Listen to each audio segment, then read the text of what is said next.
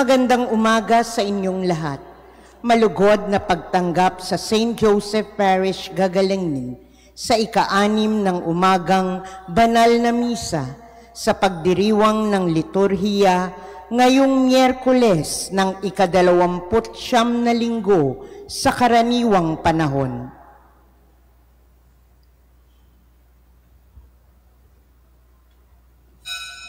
Tumayo po ang lahat at tayo'y makiisa sa banal na misa na pamumunuan ng ating Kura Paroko, Reverendo Padre Douglas Badong.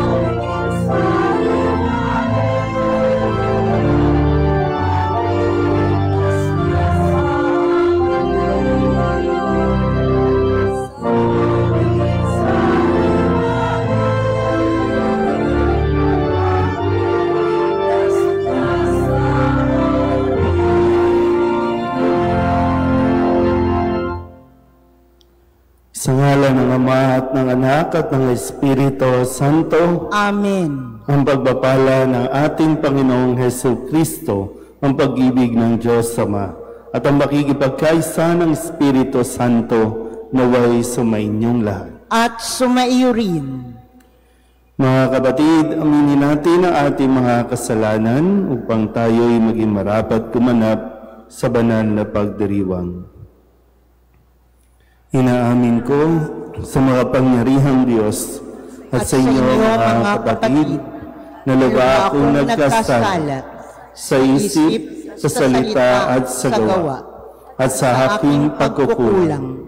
Kaya isinasamo ko sa mahal na Birheng Maria, sa lahat ng mga anghel at mga banal, at sa inyo mga kapatid, na ako'y panalangin sa Panginoong ating Diyos. Kaawaan tayo ng makapangyarihang Diyos, patawarin tayo sa ating mga kasalanan at patnubayan tayo sa buhay na walang hanggan. Amen. Panginoon, kaawaan mo kami. Panginoon, kaawaan mo kami. Kristo, kaawaan mo kami. Kristo, kaawaan mo kami. Panginoon, kaawaan mo kami. Panginoon, kaawaan mo kami. Manalangin tayo.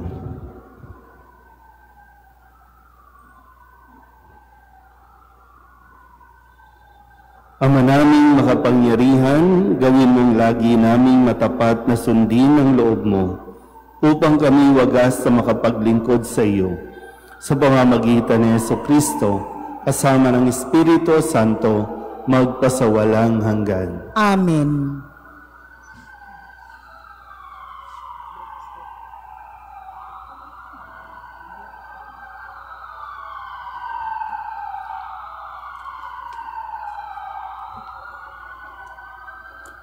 Pagbasa mula sa sulat ni Apostol San Pablo sa mga taga-Roma. Mga kapatid, huwag na ninyong paghariin ang kasalanan sa mga katawang mamamatay upang hindi maalipin ng masasamang pita nito. Huwag ninyong ipailalim sa kapangyarihan ng kasalanan ang alimang bahagi ng inyong katawan bilang kasangkapan ng kasamaan. Sa halip, pasakop kayo sa Diyos bilang taong namatay at muling binuhay at hihandog ang buo ninyong pagkatao bilang kasangkapan ng katuwiran. Sapagkat hindi na dapat maghari sa inyo ang kasalanan, yamang kayo'y wala nang sa ilalim ng kautusan, hindi nasa ilalim ng kagandahan loob ng Diyos. Ngayon, gagawa ba tayo ng kasalanan dahil sa wala na tayo sa ilalim ng kautusan, kundi nasa ilalim ng kagandahan loob ng Diyos? Hindi. Alam ninyo kapag kayo na napailalim kanino man, bilang alipin nga kayo ng pinapanginoon, mga alipin ng kasalanan, at ang bunga nito ay kamatayan. O mga alipin ng Diyos, at mga bunga nito ay pagpapawalang sala. Ngunit, salamat sa Diyos, sapagkat kayo dating alipin na ng kasalanan, ay naging masunurin sa aral na tinanggap ninyo. Pinalaya na kayo sa kasalanan at ngayon mga alipin ng katuwiran. Ang salita ng Diyos. Salamat sa Diyos. Sa pangalan ng may kapal, tayo'y tinutulungan. Sa pangalan ng may kapal, tayo ay tinutulungan. Ano kaya't di pumanig sa atin ang Panginoon? O Israel, ano kaya ang sagot gayong tanong? Kung ang Panginoong Diyos sa amin ay di pumanig, noong kami sa lakayin ng kaaway na malupit, maaari kami noon ay nililong na ng mga buhay sa silakbo ng damdamin at matinding kagalitan. Sa pangalan ng may kapal, tayo ay tinutulungan. Maaaring kami noon ay natangay na niyong agos, na naanod sa karagatan, tuloy-tuloy na naludod. Sa lakas ng agos, nalunod kami ng lubos. Tayo'y magpasalamat, ang Panginoon ay papurihan, pagkat tayo'y niligtas sa malupit na kaaway. Sa pangalan ng may kapal, tayo ay tinutulungan. Ang katulad natin ibon sa bitag ay nakatakas, lubos tayong nakalaya, ng bitag ay mawasak. Tulong nating kailangan sa Panginoon nagmumula, pagkat itong lupa't langit, tanging siya ang lumikha. Sa pangalan ng may kapal, tayo ay tinutulungan. Tatayo na po ang lahat.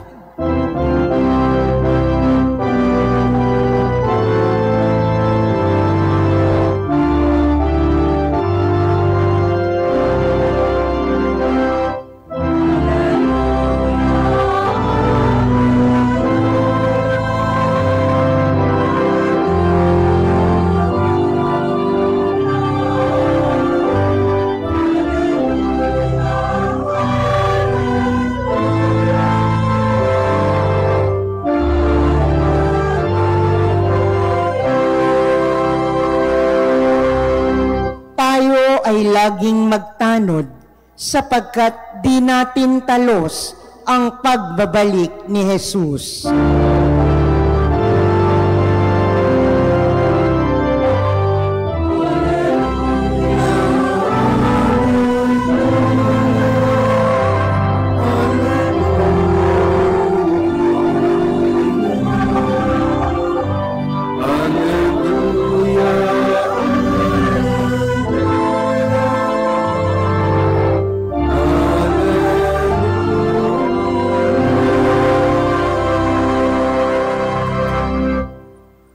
Sumainyo ang Panginoon. At sumaiyo rin. Ang mabuting balita ng Panginoon ayon kay San Lucas. Papuri sa iyo, Panginoon. Noong panahong iyon, sinabi ni Jesus sa kanyang mga alagad, "Tandaan ninyo ito, kung alam lamang ng puno ng sambahayan kung anong oras darating ang magnanakaw, hindi niya pababayaang pasukin ang kanyang bahay. Kayo may dapat humanda, sapagkat darating ang anak ng tao sa oras na hindi ninyo inaasahan." Itinanong ni Pedro, "Panginoon, sinasabi po ba ninyo ang talinghagang ito para sa amin o para sa lahat?" Tumugon ng Panginoon, "Sino nga ang tapat at matalinong alipin? Hindi ba siya ang pamamahalain ng kanyang Panginoon sa sambahayan nito upang magbigay sa ibang mga alipin ng kanilang pagkain sa karampatang panahon? Mapalad ang aliping iyon kapag dinatnan siyang gumagawa ng gayon pagbabalik ng kanyang Panginoon. Sinasabi ko sa inyo, Pamamahalain siya ng kanyang Panginoon sa lahat ng ari-arian nito. Ngunit kung sabihin sa sarili ng aliping iyon, matatagalan pa bago magbalik ang aking Panginoon at simulan niyang bugbugin ang ibang aliping lalaki at babae at kumain, uminom at maglasing. Darating ang Panginoon ng aliping yaon sa araw na hindi niya inaasahan at sa oras na hindi niya alam. Buong higpit na parurusahan siya ng Panginoon at isasama sa mga di tapat. At ang aliping nakaalam ng kalooban ng kanyang Panginoon, ngunit hindi naghanda, ni sumunod sa kalooban nito, ay tatanggap ng mabigat na parusa. Ngunit ang aliping hindi nakaalam ng kalooban ng kanyang Panginoon at gumawa ng mga bagay na nararapat niyang pagdusahan, ay tatanggap ng magaang na parusa. At binigyan ng maraming bagay, ay hahanapan ng maraming bagay. At ang pinagkatiwalaan ng lalong maraming bagay ay pananagutin sa lalong maraming bagay. Ang mabuting balita ng Panginoon. Pinupuri ka namin, Panginoong Hesukristo. Isang magandang umaga po sa inyong lahat. Ngayon po ay Miyerkules ng ika-29 na linggo sa karaniwang panahon. Maganda po yung bahagi na sinabi ni Jesus na ang pinagkatiwalaan o ang binigyan ng maraming bagay ay hahanapan ng maraming bagay. At ang pinagkatiwalaan ng lalong maraming bagay ay pananagutin sa lalong maraming bagay. Kaya nga po muli, kung maalala ninyo nung Lunes, ipinaalala sa atin na iwasan natin ang lahat ng uri ng kasakiman. Lahat ng uri ng kasakiman, bagaman lahat tayo naghahangad ng magandang buhay, hindi lang basta matiwasay, kundi mayaman na buhay, saganang buhay. Pero kaya ba natin talagang i-handle ang mga responsibilidad na kaakibat ng ating pong mga hinahangad? Dasal tayo ng dasal sa Panginoon na yumaman, yumaman, yumaman. Pero hindi tayo natatapos sa ating pong paghingi ng maraming pera. Kaya nga, kung ikaw ay pinagkatiwalaan ng maraming bagay, may inaasahan din sa iyong maraming bagay, lalong-lalo na pagdating sa usapin ng pagiging tapat at matalino. Dahil isang araw, darating ang Panginoon at tayo bilang mga lingkod, bilang mga pinagkatiwalaan, ay susulitin o tatanungin tayo. Kung tutusin, hindi na kailangan tanungin kasi alam ng Panginoon kung ano ang ating ginagawa. Kaya nga, halimbawa ngayon, bilang magulang, sa tingin niyo po, pag sinabing darating na ang Panginoon, sa tingin niyo ba naging tapat at matalino kang magulang sa mga ipinagkatiwala sa iyo? Sa ating mga mayroong responsibilidad, minsan gustong-gusto natin yung meron tayong title, no? Gustong-gusto natin yung meron tayong PhD, masteral. Gustong-gusto natin na meron tayong mga honorable sa ating mga pangalan. Gustong-gusto natin na meron tayong mga posisyon. Kahit nga minsan sa simbahan, no? Mga coordinator, president, pinag-aawayan. No? Kahit sa simbahan. Pero lalo na sa mga pagdating sa profesyon natin, isang pinakakahangad-hangad natin yung promotion, no? Maging manager, supervisor, CEO, kung ano pa mang mga title. Pero lahat ng ito ay mauuwi sa tanong, naging tapat at matalinong alipin ka ba? Kasi kung hindi, may kaparusahan na naghihintay sa atin. Paano mo ba inahandle yung iyong mga responsibilidad? Baka nagiging doon lang tayo sa pangalan, no? Magaling lang tayo at nagmamagaling tayo kasi ay nasa iyo ang titulo. Pero paano mo nga hinahawakan sa mga nangyari sa ating paligid? Lahat gusto may posisyon sa gobyerno. Lahat gusto. Lahat gustong kumita sa mga proyekto ng gobyerno. Pero ang dami natin alam mga substandard, mga pinaghirapan ng mga title, no?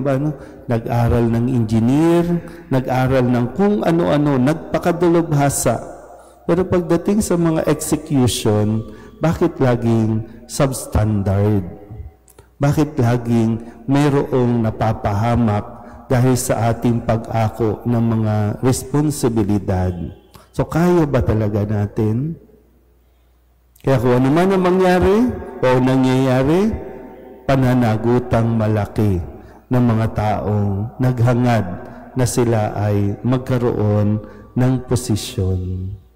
Kaya ito ay paalala sa atin ni Jesus, isang araw, darating siya at tayo po ay tatanungin kung naging tapat ba tayo at matalinong alipin.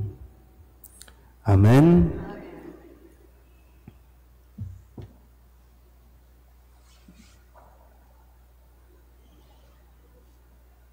Tatayo na po ang lahat para sa Oratio Imperata. Oratio Imperata para sa katapatan, katotohanan at katarungan. Amang makapangyarihan sa lahat, ikaw ang gumabay sa iyong bayan mula sa pagkaalipin, bilang haligit ng ulap sa araw at haliging apoy sa gabi. Sa panahong ito ng panlilinlang at katiwalian na bumabalot sa aming bayan, ipamalas mo sa amin ang iyong liwanag na nagtataboy sa lahat ng dilim. Inaamin namin na kami rin ay madalas lumalakad sa kadiliman. Sa aming pananahimik, pakikipagбalikat at kawalang pakialam. Hinayaan naming lumaganap ang kasinungalingan at umusbong ang katiwalian. Patawarin mo kami, Panginoon, at linisin mo ang aming mga puso sa kasalanang bumubulag at sumisira, kasalanang umaagaw ng pagkain sa mahihirap at pag-asa sa buong bayan. Ipagkaloob mo sa amin ang mga pinunong kawangis ng puso ng iyong anak na apostol, handang maglingkod, hindi ang lobong sumisira sa kapangyarihan ng iyong banal na espiritu. Bigyan mo kami ng lakas, ng loob, na itakwil ang kasinungalingan, ibunyag ang pagdaraya, at igiit ang katarungan, at ipagtanggol ang katotohanan sa lahat ng aming gawain, pampubliko man o pansarili, upang ang katapatan ay dumaloy sa aming lupain tulad ng ilog at ang katuwiran ay rumagasa na parang malakas na agos.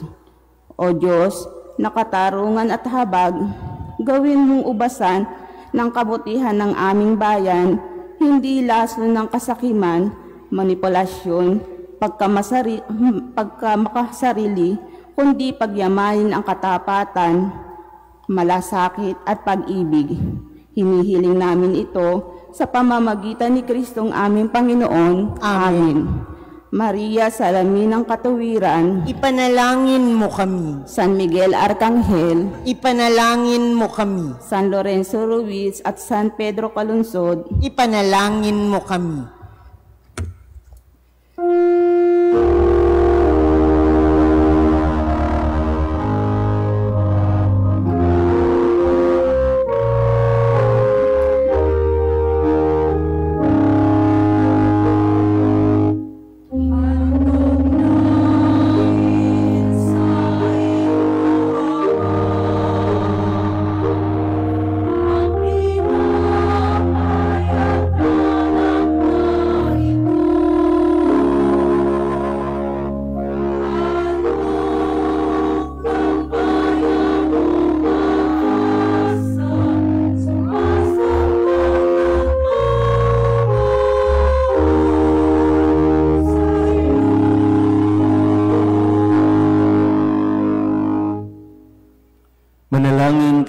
mga kapatid, upang bagahay natin ang kalugdan ng Diyos amang makapangyarihan. Tanggapin nawa ng Panginoon itong paghahain sa iyong mga kamay, sa kapurihan niya at karangalan, sa ating kapakinabangan at sa buong sambayanan niyang banal.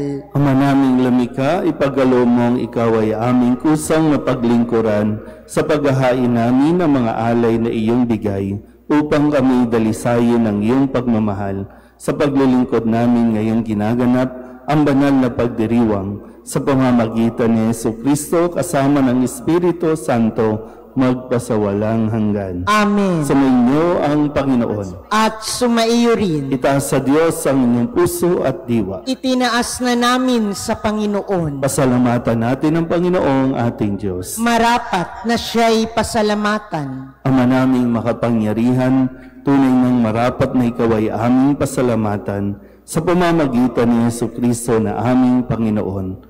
Utang na loob ang nagbubunsod upang gumitain ang kamatayan niya para kaming buhayin. Pagtitiwala ang sanhi ng ligayang di malilimot sa pagkabuhay niyang sa aming kaloob. Pag-asa ang dahilan ng pagiging handa para sa pagbabalik niyang totoong dakila. Kaya kaysa ng mga anghel nagsisiawit ng papuri sa iyo na walang humpay sa kalangitan, kami nagbubunyi sa iyong kadakilaan.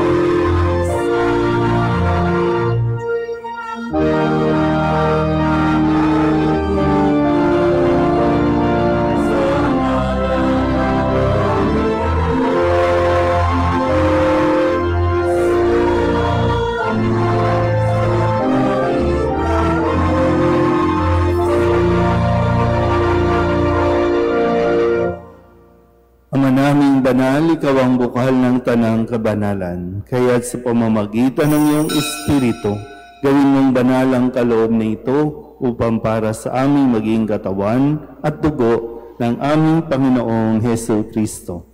Bago niya pinagtiis ang kusang loob na maging handog, hinawakan niya ang tinapay, pinasalamatan kaniya, pinaghati-hati niya iyon, iniabot sa kanyang mga alagad at sinabi, "Tanggapin ninyong lahat ito at kanin. Ito ang aking katawan na ihahandog para sa inyo."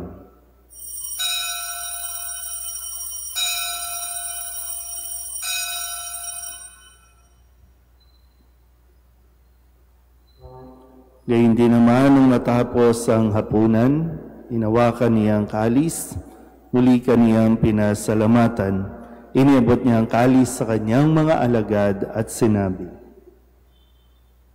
"Tanggapin ninyong lahat ito at inumin. Ito ang kalis ng aking dugo ng bago at walang hanggang tipan. Ang aking dugo na ibubuhos para sa inyo at para sa lahat sa ikapagpapatawad ng mga kasalanan. Gawin ninyo ito sa pag-alaala sa akin."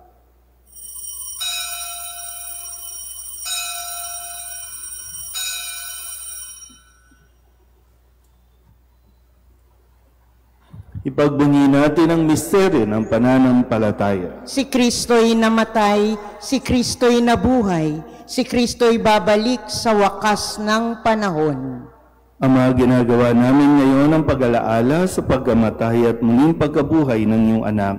Kaya tiniaalay namin sa iyo ang tinapay na nagbibigay buhay at ang kalis na nagkakaloob ng kaligtasan. Kami napapasalamat dahil kami iyong minarapat na tumayo sa harap mo para maglingkod sa iyo. Isinasamo namin kami magsasalo-salo sa katawan at dugo ni Kristo ay mabuklod sa pagkakaisa sa pamamagitan ng Espiritu Santo.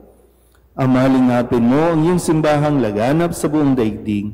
Puspusin mo kami sa pag-ibig, kaysa ni Leon na aming Papa at ni Jose na aming Obispo at ng Tanang Kaparian.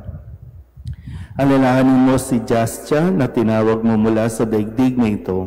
Nung siya'y binyagan, siya'y nakaisa ni Kristo sa pagkamatay. Nung siya'y pumanaw, naway makaisa siya ni Kristo sa pagkabuhay.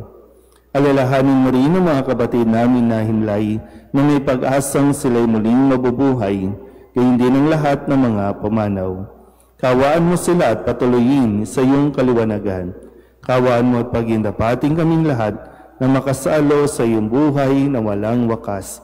Kaysa ng mahal na Birhen Maria na ina ng Diyos, ng kabiyak ng puso niyang si San Jose, kaysa ng mga apostol at ng lahat ng mga banal na namuhay dito sa daigdig ng kalugod-lugod sa iyo, may ipagdiwang nawa namin ang papupuri sa ikararangal mo sa pamamagitan ng iyong anak na aming Panginoong Hesukristo. Sa pamamagitan ni Kristo, kasama niya at sa Kanya, ang lahat ng parangal at papuri ay sa iyo, Diyos amang makapangyarihan, kasama ng Espiritu Santo, magpasawalang hanggan.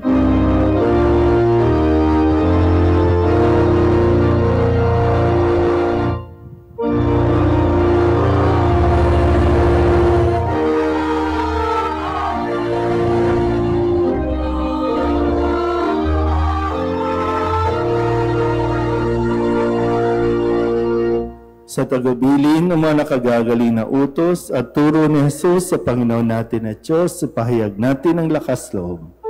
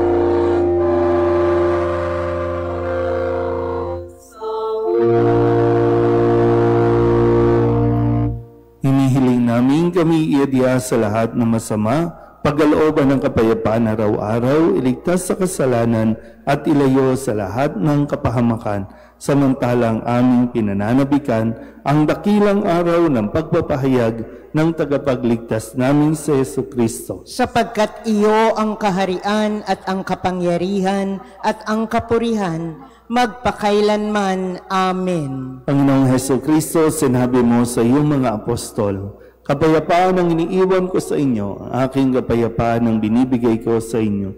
Tunghayan mo ang aming pananampalataya at huwag ang aming mga pagkakasala. Pagkalooban mo kami ng kapayapaan at pagkakaisa ayon sa iyong kalooban, kasama ng Espiritu Santo, magpasawalang hanggan. Amen. Ang kapayapaan ng Panginoon ay laging sumainyo. At sumaiyo rin. Magbigayan po tayo ng kapayapaan sa isa't isa. Kordero ng Diyos na nag-aalis ng mga kasalanan ng sanlibutan, maawa ka sa amin. Kordero ng Diyos na nag-aalis ng mga kasalanan ng sanlibutan, maawa ka sa amin. Kordero ng Diyos na nag-aalis ng mga kasalanan ng sanlibutan, ipagkaloob mo sa amin ang kapayapaan. Ito ang kordero ng Diyos. Ito nag-aalis ang kasalanan ng sanlibutan. Mapalad ang mga inaanyayahan sa kanyang piging. Panginoon, hindi ako karapat-dapat na magpatuloy sa iyo, ngunit sa isang salita mo lamang ay gagaling na ako.